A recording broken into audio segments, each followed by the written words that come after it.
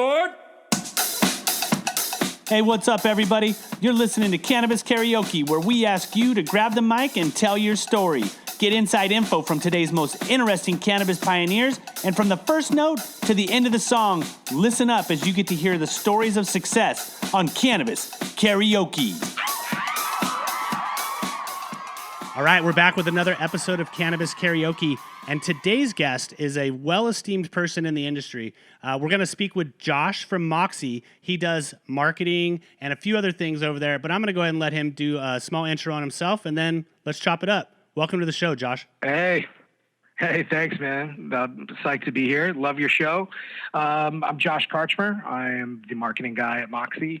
I do everything pretty much. The social media, all of our content, oversee all the content, video and photos, run our Team Moxie Bud Tender training education program, and all those things.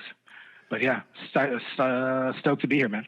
Well, we started getting into the conversation off air a little bit around the space, how to operate within the space, money in the space, employees in the space. But before we get to that, the whole premise of the show is to really, why cannabis? What about cannabis interested you, and what led you down the path to get where you're at? And then we'll start talking a little bit about how you operate in the space. Oh, awesome, man. Well, cannabis has played a big part of my life. Going on, I guess, 30 years now. It's been a constant part of my life. I didn't know how I was going to fit into the industry, though. So I've worked in other things. Like cannabis is actually my third career. I did like a decade in the music business. I was an artist, and I worked for record companies. I was the product manager on Who Let the Dogs Out. What? Garbage. Yeah. So I worked on a lot of records, a lot of pop records. And then I left. I hated working on records I wasn't passionate about. And I left. I started a management company, and I managed a bunch of major label artists, like in the early to mid 2000s. And then who were some of those artists? Just to name drop. If I'm going to name drop, I the biggest band I had was a band called the Juliana Theory, who were on Epic. We never sold more than 150,000 albums per record or whatever, but a lot of the bands that we took out on tour ended up going on to be very successful. So we took Fall Out Boy and Dashboard Confessional and Coheed and Cambria and bands like that out on the road early on, and then watched them eat our lunch, basically. But then and I passed on bands that I probably shouldn't have passed on, but I loved it. That was a small boutique roster, and I worked with bands I loved. I did that till about 2006, 2007. And then I got into the advertising industry. So it's a long story short, but I went over to my first step was went over to the clothing company Hurley, and I helped them launch their brand studio. So I was there for 9 months shooting all the surf and skate videos. It was also my first foray into production. So I was doing all that kind of stuff and working with athletes, and then started working with brands. One of the things I did was I put Hurley together with Toyota, and Toyota gave us a bunch of money to go shoot videos for the Toyota Sequoia when it came out in 2008. And we just smashed that project. And I thought about it. I was like, oh shit, why am I at Hurley? I should just go start a production company.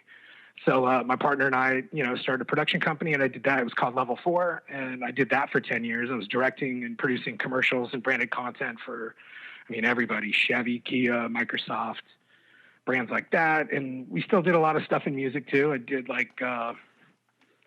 produced a lot of music videos and concert films for Zach Brown Band and Jason Mraz and Van Morrison and Colby Calais and artists like that too. So a lot of production. I bet one of the guys that used to work.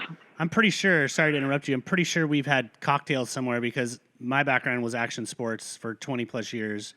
Dope. Yeah, I owned Santa Cruz Surf Shop. If you have a bad story about it, don't tell it now. But I remember when Bob split off from, and started Hurley, and one of my really good friends here in town, up until recently, I think he might even still be on, is Nat Young, surfing for Hurley. But Hurley was a game changer. So it sounds like you were, from your history, it sounds like you've always been in a progressive space.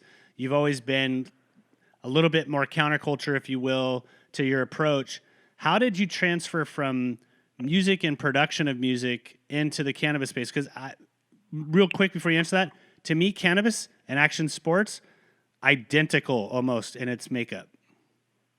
And same with music. Like I came from punk rock and hip hop, so I've always been interested in things that are a little bit outside the norm, outside the mainstream. Although I would argue that cannabis is mainstream. We'll get to that later. But yeah, so my path into cannabis was one of the co-founders of Moxie, Billy Maddox, used to work for me. I've known Billy for 16. I've known him since he was in high school, but he used to edit. His cousin was my business partner in the production company, and he used to edit for us and shoot. And we used to work that guy like a dog. And now he works me like a dog because now I work for him. But so like last year, I wanted to get out of production the last couple of years. My business in production died with the election pretty much because a lot of brands stopped spending money. So I was really looking for something to do the last couple of years. I was sitting around writing, I was screenwriting and stuff and not wanting to do advertising, wasn't sure what to do. And then I linked up with Billy. It was last summer. It was like, I guess almost a year ago. I went and I sat down with Billy. It was right after, adult use. Everybody was in panic mode trying to get compliant and get up to speed to play this legal game. And I just kind of sat down and we sat there and talked for like 4 hours. I just picked his brain about the industry, where it was going. And then by the end of that conversation, I saw it, I saw the future. I was like, okay, this is a consumer packaged good and they're going to need people who know how to market and know how to do other things. Cause, Billy, they approached me years ago about possibly getting involved before it was Moxie. And I had kids. It was still very, I respect those guys because they went and put their freedom on the line to go build this thing, and I wasn't ready to do it then. But, now in 2019, it's a perfect time for me to get into the industry. Yeah. So how long have you been with Moxie, if I can ask? So they brought me on just at the end of last year. So it was December. So, I sat down with Billy last summer. We talked. I was like, all right, I'm in. I want to go do this. I don't care about money. I'll intern for you. Just bring me on. And they said no. So I went and I talked to every other cannabis brand I could in California. And, almost took a couple of other jobs. And then my phone rang in December and they were looking for somebody. And I originally came in and interviewed for like a sales position. But coming out of that sales position, they said, hey, we've got needs in marketing and you've got that background. So they kind of created a spot for me. It's I don't know exactly what I do, but it's the greatest job in the world. That's awesome. I think where we align a lot is I like to tell stories too. And I really feel that the cannabis space is full of stories. And I feel like that's the way you have to connect with customers now. So how's everybody at Moxie reacted to your approach to building a brand? Explain a little bit about your mindset, because music, action sports, now cannabis, they do kind of carry the same persona, and the brands that are able to talk to the customer are the ones that seem to be the most effective. Yeah, it's all about the customer. Thankfully, and I think the reason that I've had as much success on this job as I have so far is the foundation that the co-founders laid. Moxie has an A1 reputation as being an award-winning concentrate brand, the brand that always comes with the fire, and which is a clear differentiator in the cannabis space because we have a lot of new people starting up who are just, going and sourcing product from elsewhere, branding it and marketing it and selling it. And it's completely undifferentiated from everything else other than branding. Right. But we actually make the product. I can go to the lab and sit with a chemist and watch live resin extracts being created. Like that for me, it's an amazing jumping off point. Right. So I've got this, OG brand, respected brand, and that foundation was there. I just needed to go tell stories about it to reach people who aren't in that heady community. So it's like, we've got the core. If you have the core, and I learned this in the music business, like you don't go and chase. Just think about like Nike, right? When Nike started, they didn't go and chase like soccer moms in Nebraska because one day they might wear sneakers. Phil Knight was at every track meet he could, putting them on the hard course, right? So Moxie had that hardcore foundation, which makes it very easily for me to go and tell that story to people who are just coming to cannabis. So, and you guys are really following a similar path to what you've experienced in music and in action sports, which is know your customer, focus on knowing your customer, and then expand that niche to where you own the largest slice of the pie in that perspective area. Yeah, I mean, yeah, well put. I mean, the connection to the customer is paramount, right? And like the way, I do get out and I talk to customers, and I'll go to events, and I'll be behind the booth hanging out with people at high times and at sessions and things like that. But the number one way that I'm in connection with them is through Instagram. Like Instagram has been like the number one marketing tool, I think, in the music or in the cannabis industry. And I never really used it. I never utilized Instagram before January.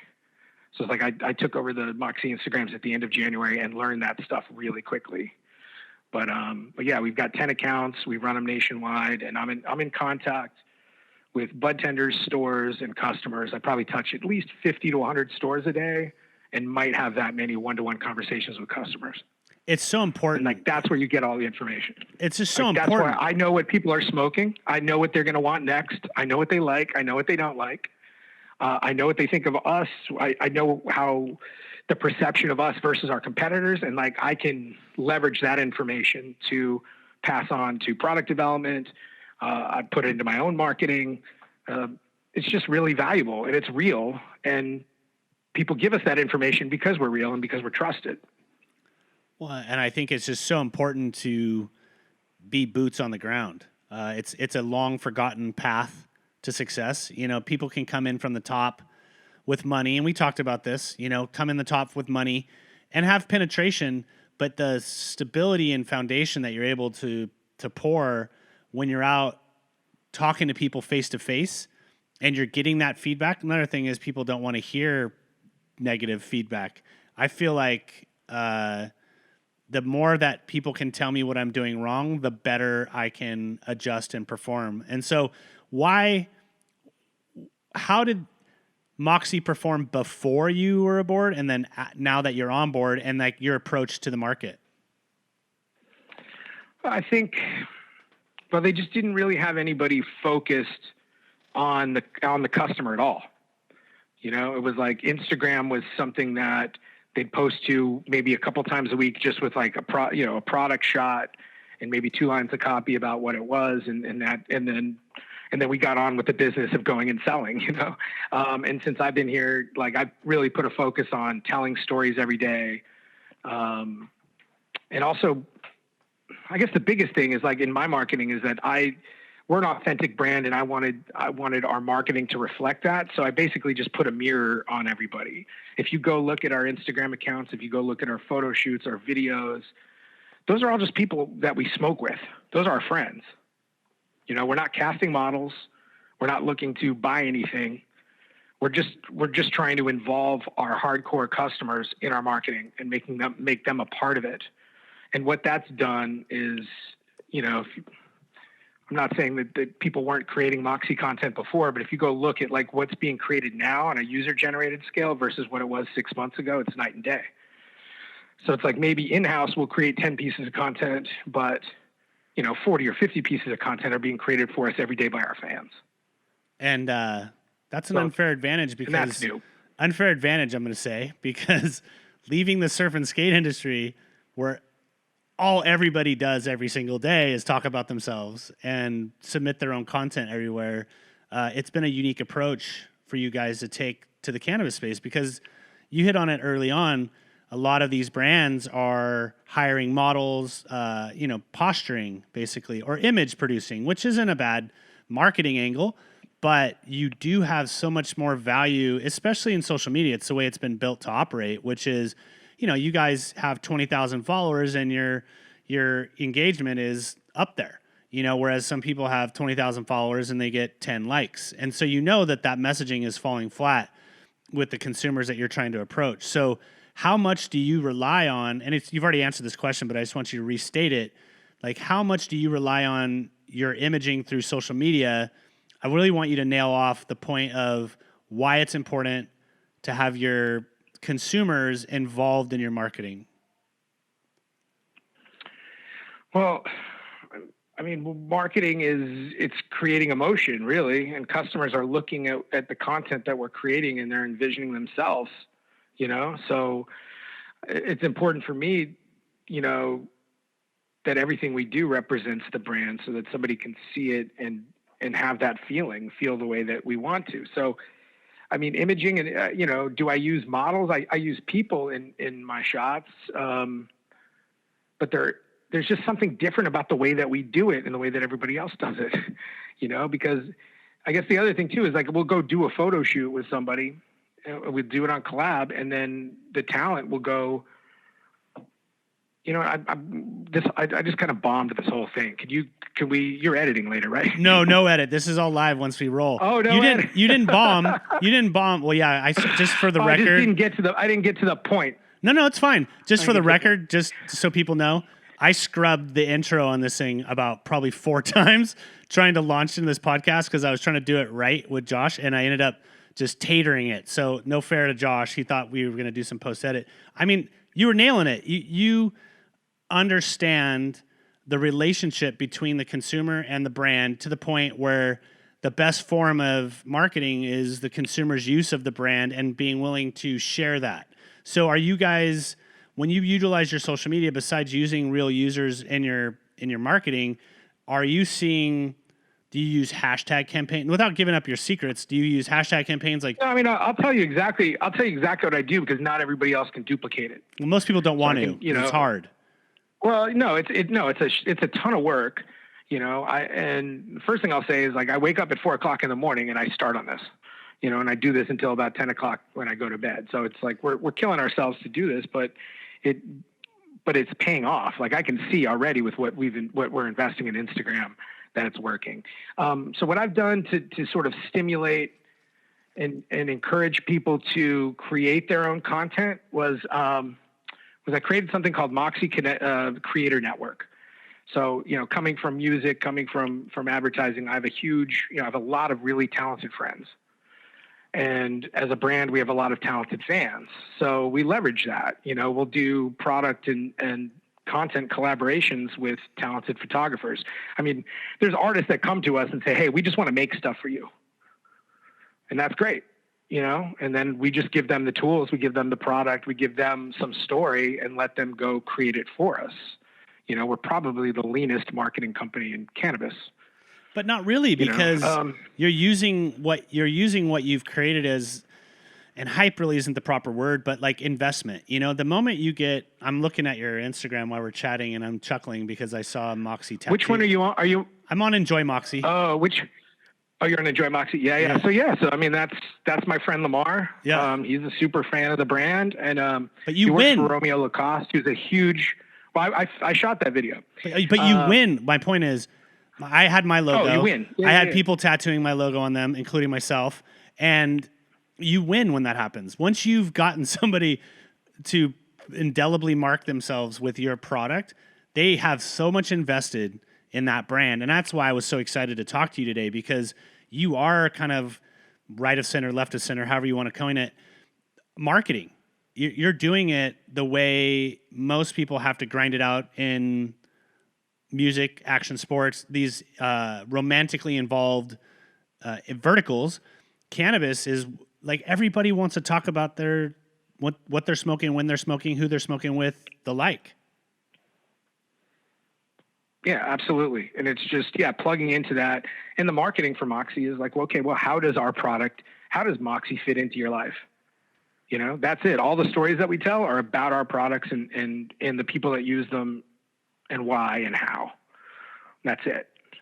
So, but yeah, I mean, it's authentic storytelling. It's encouraging people. It's engaging. I mean, every time somebody buys something and posts a story and tags us in it, I DM them. I thank them. I ask them where they got it. I ask them how their experience has been. People don't do that anymore. I make house calls. If somebody's upset about something, or has a problem, I'll pick up the phone and call them. If it's really bad, or if it's something that I can fix by coming over and maybe giving somebody a new battery or handing them a T-shirt or giving a hug, I go do it. Well, it's so important. That's how you win. Well, it's just important in this day and age to have that mentality, because you live and die by the sword in this space. Like if you're not, and that's not just in cannabis, it's in general, more social media people need to take that approach to managing their brand, because everybody focuses on how many followers they can get and how much interaction they're getting. But it's really two-dimensional at that point. I'm a big fan of having that cross communication and having almost like a virtual roundtable with people, so that, I always look at people that are complaining or throwing shade as the ones that care the most about your brand. And that's absolutely it. The biggest haters, it's jealous. It's like loving, I'm going to butcher a Drake lyric, but like jealousy's love and hate at the same time, right? That's kind of what it is. People, if they're bitching on the internet, they're crying out for attention, and there's something wrong. With our brand, I usually know what it is. It's usually it's price sensitivity, because live resin concentrates are expensive.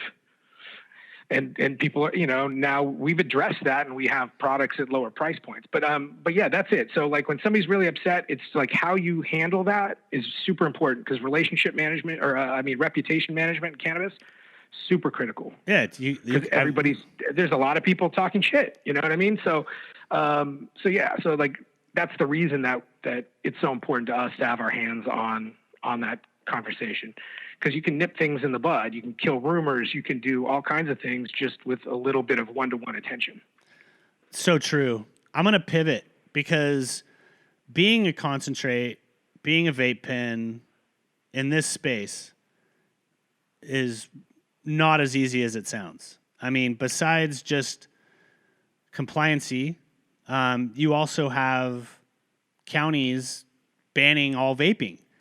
So, like, how do you guys deal with number one, which is being a vape business in this space? You guys get beat up. I mean, the dispensary right now is calling the shots, at least in California, where you have to hit certain price points, regardless of your cost to get to there. How do you mentioned that you have a lower price point entry, but is that because the consumer is asking for that, or is it because the dispensary is demanding it? I mean, all of the above. I think that, the challenge that we have, particularly in California with regulation, is that we're trying to get a lot of people who are not buying in the legal market to come over and pay the taxes to buy legal products. What differentiates us, Moxie, is like the only place that you're going to get our stuff is in legal shops. So unlike some of our competitors, we don't do that. We're not selling into unlicensed shops, right? So you've got customers who are already, we're trying to bring them into new shops where they have to go drive, because, you've looked at the map. Pay taxes not legal, and everything else. Yeah, it's all those things, right? There's challenges. So like price point is an issue in California in certain places. However, I just got back from Vegas, and we just launched the Dart vaporizer up there at Showgrow, and I'm watching busload after busload of tourists get taken to like Showgrow and Planet 13, where they're happily paying $100 a gram for a vape cartridge, for a distillate cartridge, right? Because and when I see that, I realize, okay, California, we have our own issues or whatever, but like if you're going to look at the country as a whole, like the legal cannabis market is going to be massive. So the Dart, talk to me about the Dart. I love the Dart. So yeah. So the Dart, it's a big part of the reason why they brought me on. It was like the end of last year, they'd made the decision that we were going to be the first brand in California to roll out the Dart, which is C-Cell's new like vape pod system. I think it's going to replace the 510. What? Why wouldn't it, dude? How many of those have you busted in your pocket or had it leak out everywhere? Yeah, it was great. It got us to this point, but it's certainly time to move forward. And there were other. So I was terrified at first, because when they brought me on, they're like, "Yeah, we're going to launch we're going to launch our own vape system. We'll be the only person with a proprietary vape system." I'm like, "Oh shit, how are we going to do that?" And then because it was everything. You got PAX, you got Steezy, you got Plug Play, you got all these other things coming on. But I spent some time with it, and the most important thing I did was I got on the internet and I started looking for not influencers, but people I was trying to look for customer personas. So like I ended up finding, I was like, I need to go put this in the hands of people and see what they really think about it, right? So once I started getting it to people, letting them try it and hearing them repeat the same things about it that we were thinking internally, I realized, okay, we have something here. This is definitely, it's way better vapor production. The flavor's tremendous. It's just a better experience. And it fits in your hand. You can palm it. And the battery lasts, I can finish 3.5 grams between battery charges, right? Like it's the next step, right? And once we started to get that feedback from customers, we knew that, okay, yeah, we're going to make this a priority. And I wish I would add more money to work with on the marketing campaign for the Dart launch. But what I did was I had maybe 30 batteries and 60 or 70 pods. And I just got in the car and I drove around California smoking with people, taking pictures of it, letting them take pictures of it, letting them have their friends take pictures of it. And slowly we just started to create content about this thing. And it's funny. You can go back and if you go look at on our Instagram feeds and stuff like that, you can kind of see the evolution of it. But it's really just took on a life of itself. And it was just really putting it in people's hands and letting them try it. And the product really spoke for itself. When do you see the straight battery going away, the 510? Well, I mean, I even have when I was working on the campaign for the Dart, like my first tagline was, "You'll never want a 510 again." Referring to the 510, the standard 510 thread vape battery, because to me, I wanted to kill it. And and I got a lot of resistance from people within the company, because that's what all our vape sales were prior to Dart, right? You're never going to want a 510 again. Well, we're selling all 510 cards. It's like, well, yeah, and you got to hope that the industry's been flinging those batteries out for free for the better part of 2 years now, and now you're asking somebody to get a different device and a different delivery agent with that C-cell. Yeah, well, I mean, the thing that I've learned through this was that we were smart. It wasn't like, hey, we're going to be the first brand on the C-cell Dart. I just looked at it and I was like, okay, that's the Moxie Dart, and we branded it as Moxie Dart. And even though other brands are on the format now, people call it Moxie Dart. People, if they buy the other brand's oil, they'll still want to smoke it in the Moxie battery. And I think that's from the groundwork that we laid, just getting like real people to smoke it and talk about it early on. And I've used the Dart, and the delivery is so much better when it comes to the quality and the taste of everything. And you're right, the charge time is ridiculous. It's at least a couple days. If it's not like when you have a normal battery in your pocket and you accidentally hit the activator and you feel the thing warming up in your pants. You're like, whoa, what is that? Oh, I just burned half my cart because I was leaning on the battery. It is a much more, I guess, conducive delivery agent. I mean, it's more discreet. It's everything. You don't have this big old long tube. Go ahead. There's no buttons. There's no settings. So you got no buttons, no settings. You don't need an app to use it. It's always ready to go. It's in your pocket. You pull it out. You hit it. You're on. And in that battery, I mean, I live with 2 of them on me at all times, and I don't charge my battery more than maybe every 10 days or 2 weeks. I can't even finish half of a 510 cartridge without recharging my battery. Dude, sometimes same day you have to put that thing back on the charger. Yeah, no doubt. But yeah, I mean, it's just, we're just really fortunate. It was like really good timing. It was a really smart decision by, Jordan and our CEO and the management team here to come in on Dart early. They made that decision about a year ago. And we started to ramp up marketing for it like in January, and then dropped it in California in March. And it's flying. So you guys, back to your earlier question, like in my mind, I would hope that in 6 months or a year we make Dart, and then if we're going to make 510 cartridges at all, that we only make 1 gram, that we don't make a 0.5 gram 510 anymore. Oh my gosh. I think so Dart and then supersize the 510. Yeah. I think anybody out there that if you vape, I'm just going to give you a heads up right now. If you're vaping and you're not at least checking out this technology, you're probably wasting money because you're not able to get a full pull on that cart. That cart's always going to have residual, and the C-cell technology is next level. And so for me, I don't often do product endorsements on this, but I would tell people if you I vape. That's all day long. I'm vaping. I prefer, and we'll talk. I'm going to ask you this question after I tell you. I smoke flower at night, and if I'm fortunate enough to be able to be with friends and can chill and have nothing to do, I'll take bong hits. How do you, besides vaping all day, what are your other vehicles to consume cannabis? I mean, I'm a bit of everything. I mean, I dab. I mean, my favorite thing in the world is probably like a great terpy live resin dab. That's at home when I'm chilling, relaxing at nighttime. I love to do that. I smoke a lot of flower too. I like joints. I like pre-rolls. I like bowls. My big thing now is we've got the same oil that's in the dart. It's our liquid Moxie. We just started putting it in like 1 gram carb cap jars. So you can dab it, but I actually put it on flower. So like I don't smoke a bowl now without like a nice glob of liquid Moxie on it. So I got the flavors, whatever I want, the pina colada, melon wreck, whatever. I can just throw some flavors on my flower, and it's heavy dose of THC, and it just makes everything taste great. No, I'm with you on that. You know, it used to be if you could find a little hash ball or you could find a little bit of keef, you'd sprinkle that on top. But I'm definitely a fan of enhancing the bong hitter and enhancing even the joint. I mean, like you said, to take it and just drizzle a little bit on the joint before you smoke it just adds that little extra kick onto the end of it.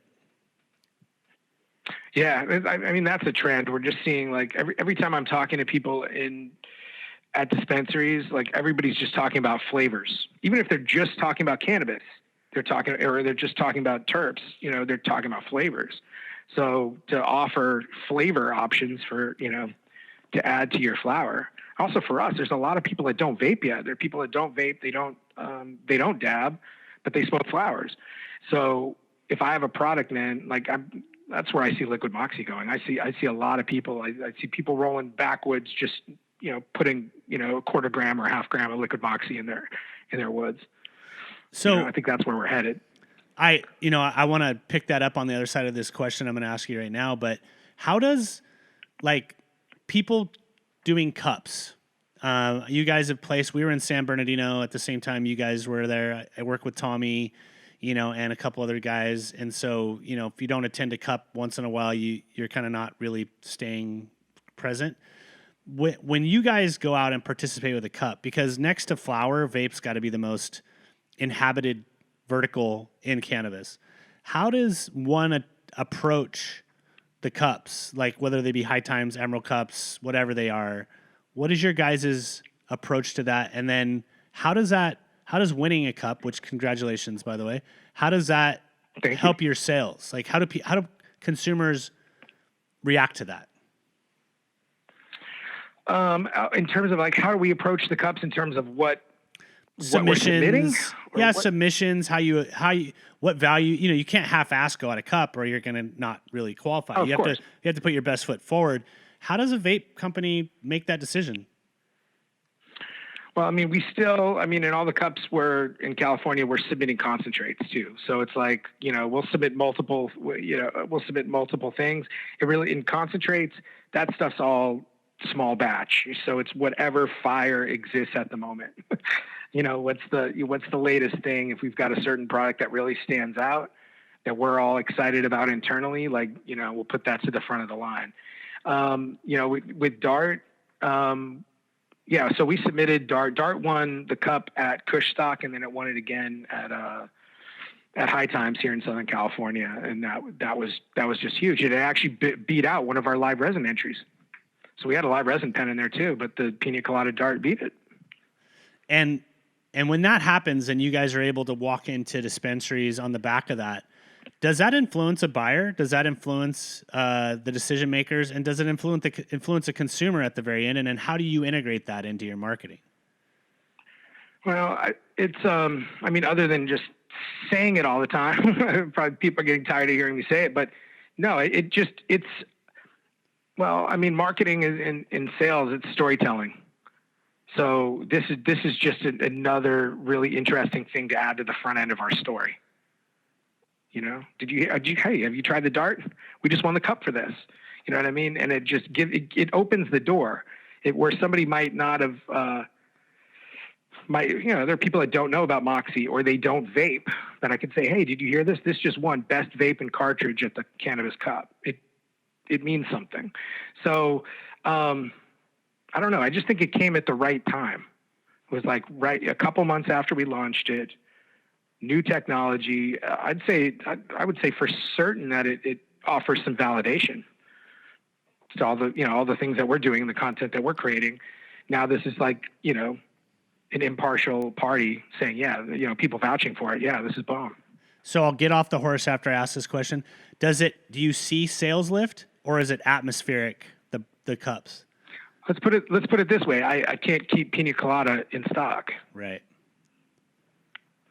I mean, that just makes sense. Yeah, we're having, the Dart launch was measured because we knew that they were ramping up production. And so we were very slow. We only rolled it out. We started in 30 stores. I think we're in California. Now we're in, I don't know, maybe 60 or 70 stores. And we've got it in Pennsylvania and now in Vegas. But like, we were slow to roll it out because we didn't want to have supply issues. But yeah, at this point with certain flavors and especially pina colada, like it sells as fast as we can fill it. So, yeah, I mean, it's an awesome problem to have, but, and it shouldn't be a problem again pretty soon, but yeah, I definitely saw a lift from it for sure. And just, I would just say even just the social conversation around Moxie, I think a lot of people started to take us seriously and vape, in a big way just in the last month or so.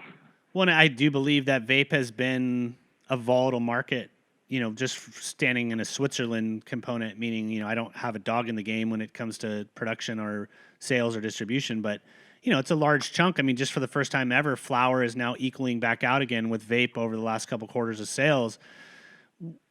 You said something early on that I think was important because a lot of people don't always feel the same way you do, and it was about bud tenders. It's a controversial term in this space, not because of the term bud tender, but because how brands look at bud tenders or customers look at bud tenders or so-called experts look at bud tenders. You guys take a different approach with the bud tender. Why don't you talk a little bit about how you guys work with them, through them, support them? Yeah, I mean, the bud tender is the biggest influencer in cannabis.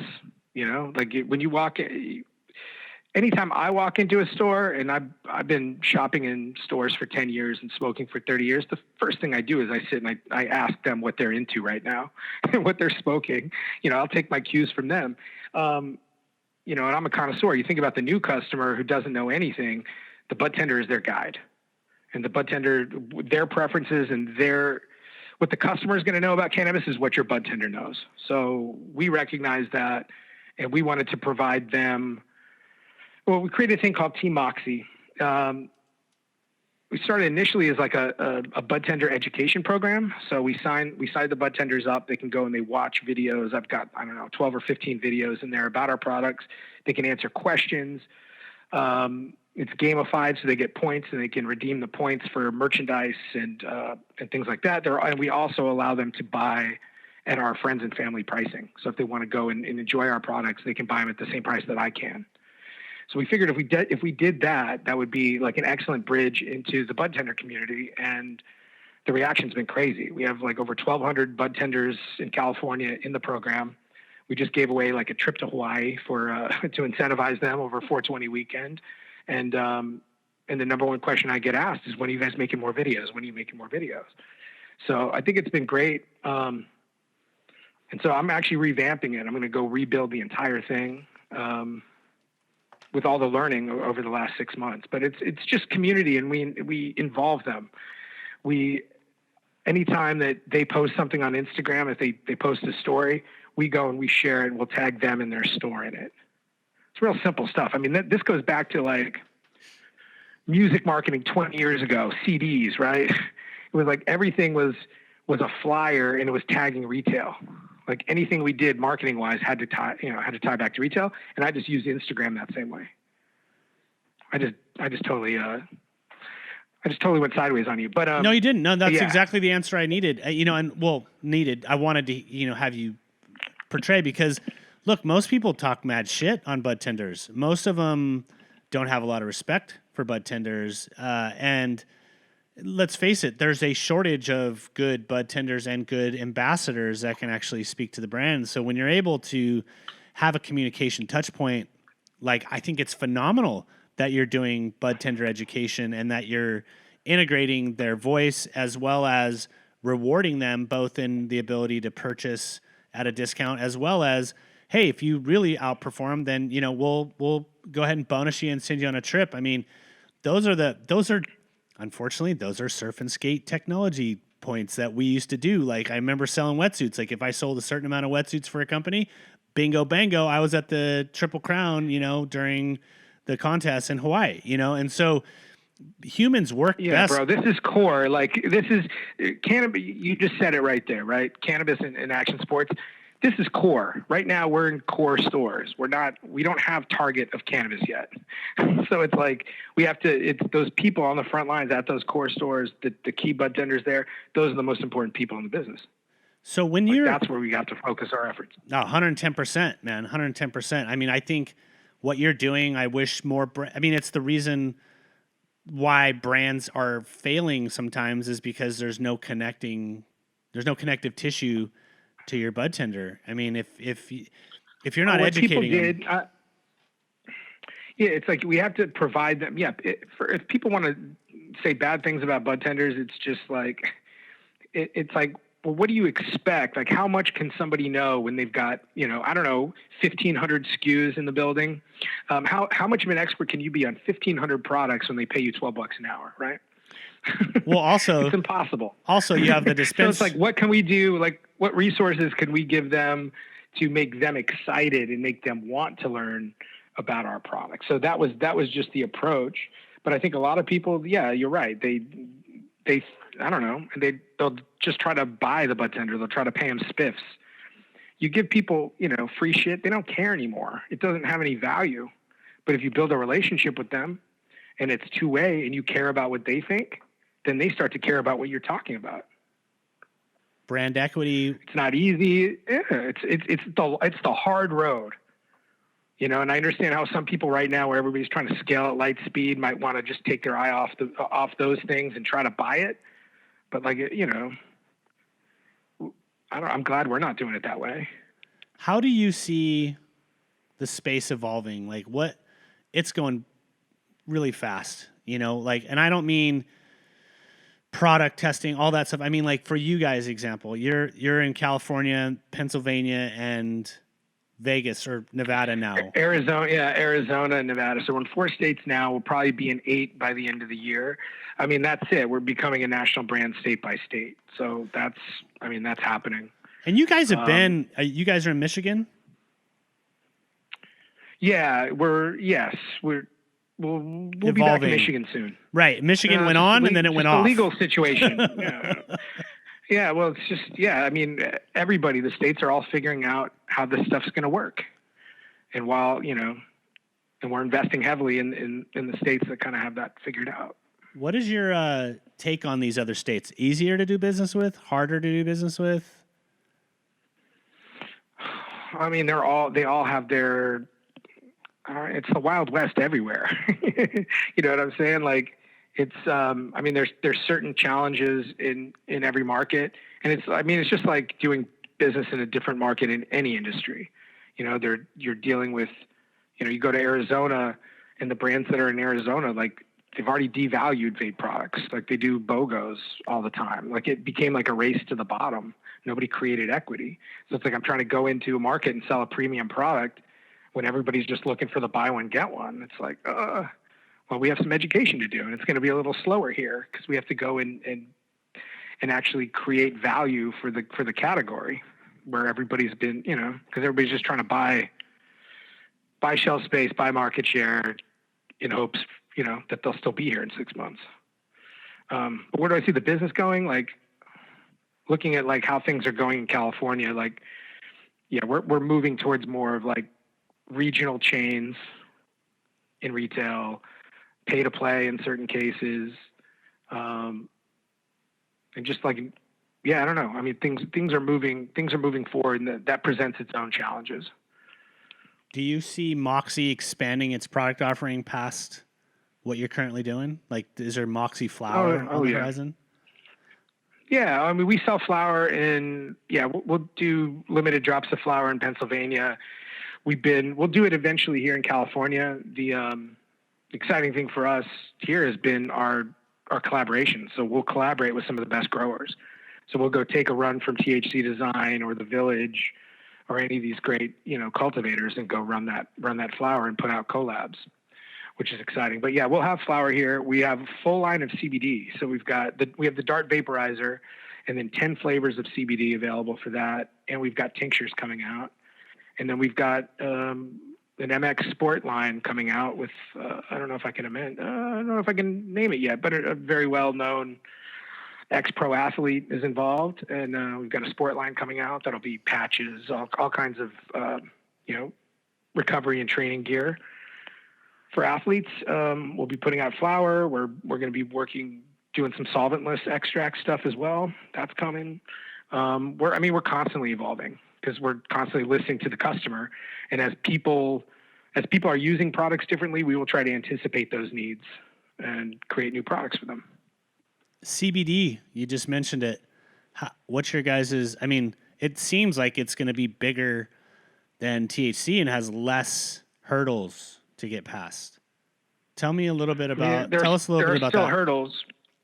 Yeah, I mean, yes, I mean, CBD is all the rage. CBD is going to be huge, and we're ramping it up. So we'll be selling CBD nationally.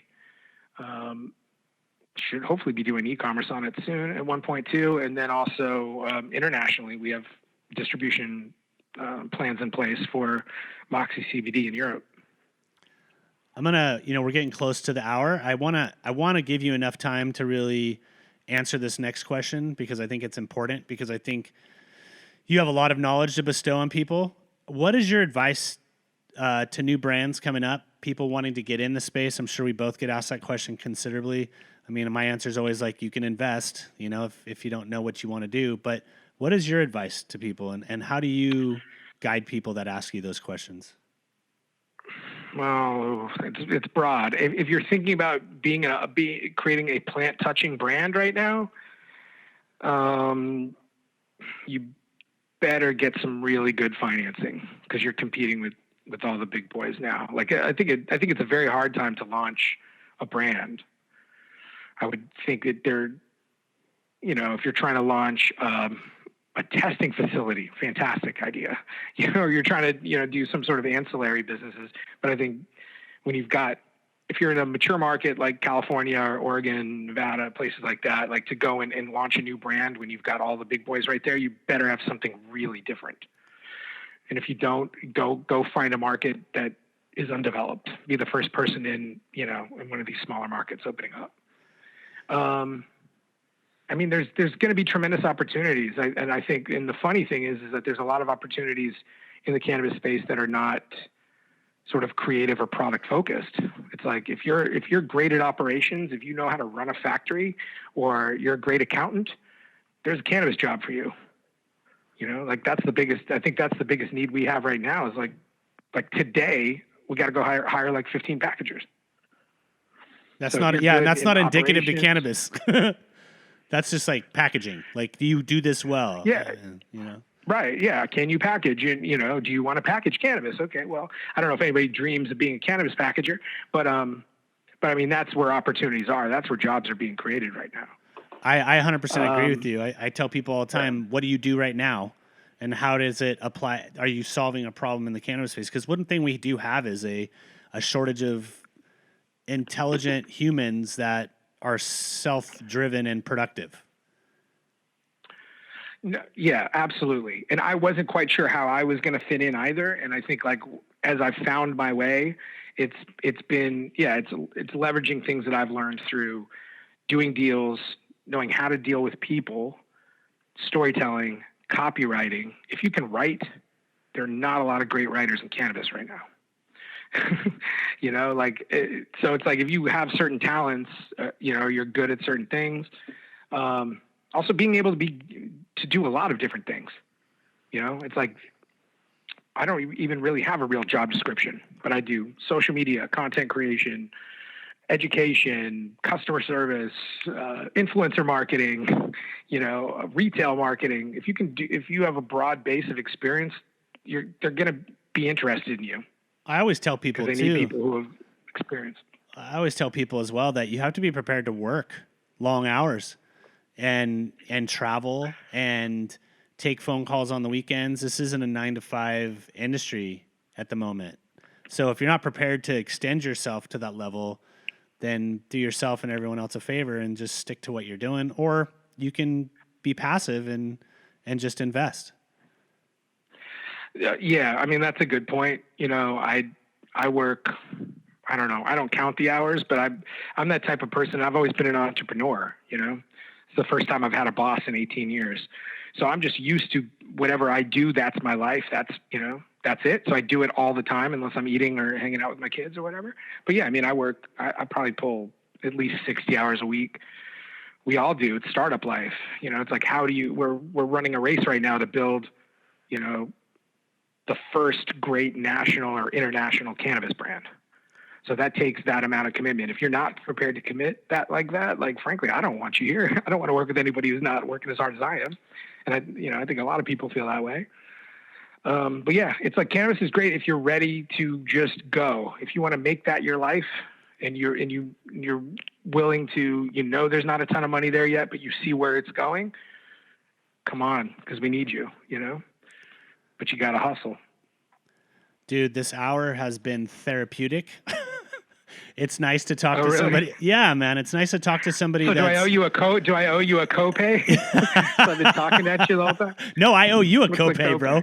I owe you a copay. I want to give you.